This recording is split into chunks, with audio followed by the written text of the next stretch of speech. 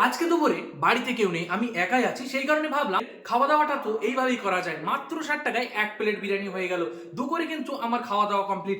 আজকে আমি আবারও নিয়ে এসেছি সেলিম বিরিয়ানি থেকে 60 টাকার চিকেন বিরিয়ানি।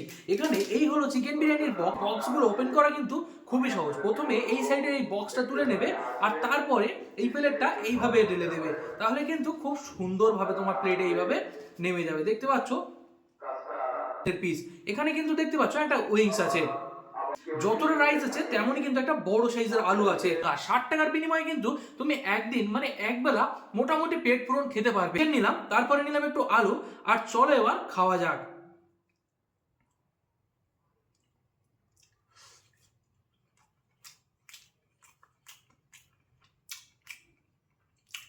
এখানে যদি আমি কোনো রেস্টুরেন্টে খেতে যেতাম তাহলে আমার 150-200 টাকা, তার থেকেও বেশি কিন্তু এমনি খরচ হয়ে যেত। বা যদি আমরা খেতে যেতাম 100 টাকার বিরিয়ানি তাহলে কিন্তু খরচ হয়ে যেত। অল্প বাজেটে আমার কিন্তু দুপুরে বেশ ভালো খাওয়া দাওয়া চলছে। এখানে দেখতে পাচ্ছ আলু নিলাম, আর কোয়ান্টিটিও তোমরা দেখতে পাচ্ছ মোটামুটি আমার জন্য সাফিসিয়েন্ট।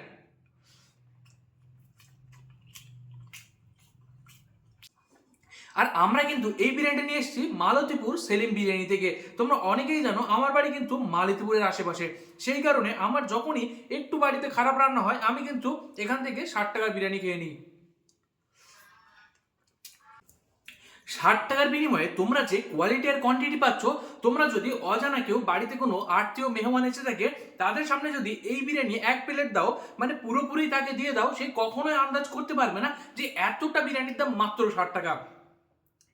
কম বাজেটের বিরিয়ানি দিন দিন যেন কেমন একটা হয়ে যাচ্ছে। যত রান্না করছে ততই কিন্তু টেস্ট বেড়ে যাচ্ছে। প্রথম থেকে এখন কিন্তু স্বাদের অনেক বেশি ইমপ্রুভমেন্ট। এখানে যে তোমরা রাইসটা দেখতে পাচ্ছ এটা কিন্তু লং গ্রেন্স রাইস, আর কিন্তু খুব ঝরঝরে রাইস। দেখতে পাচ্ছ এই রান্নাটা কিন্তু খুবই ভালো হয়। তোমরা মনে করতে পারো যে কম বাজেটের রান্না ভালো কিভাবে হয়। দেখো, সবসময় কিন্তু মাল মশলা দিয়েই রান্না হয় না বা টেস্ট আসে না, এটা কিন্তু আসে রাঁধুনির হাতের কামালে। আর এই বিরিয়ানিটা তোমরা কেউ আন্দাজ করতে পারবে না চোখ বন্ধ করে খেলে যে এটা 60 টাকা দাম।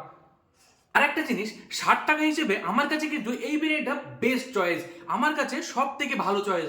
কারণ যখনই বাড়িতে একটু খারাপ রান্না হয় আমি কিন্তু বিরিয়ানি খেয়ে নিই, বা এই ধরনের বিরিয়ানি আমার বেশ ভালো লাগে। আর এই বিরিয়ানিগুলো খুবই কিন্তু লাইট, একদম তেলার দোনা। আমরা রিসেন্ট দাদা বৌদিতে গিয়েছিলাম, সেখানকার বিরিয়ানি এত অয়েলি ছিল যে নিচের যে রাইসগুলো ছিল সেগুলো আমরা খেতেই পারিনি। আর এই বিরিয়ানি কিন্তু একদমই অয়েল ফ্রি। তোমরা দেখতে পাচ্ছ হাতে কিন্তু খুব বেশি অয়েল লেগে নেই। কিছু কিছু বিরিয়ানি এমন হয় যেখানে একবার হাত দিলে হাত কিন্তু একদম তেলে ভিজে যায়, সেই ব্যাপারটা কিন্তু একটু কম আছে। যতটা থাকলে যথেষ্ট ততটাই কিন্তু আছে। এই বিরিয়ানিগুলো খেলে কিন্তু খুব একটা বেশি রিচ খাওয়া দাওয়া হয় না।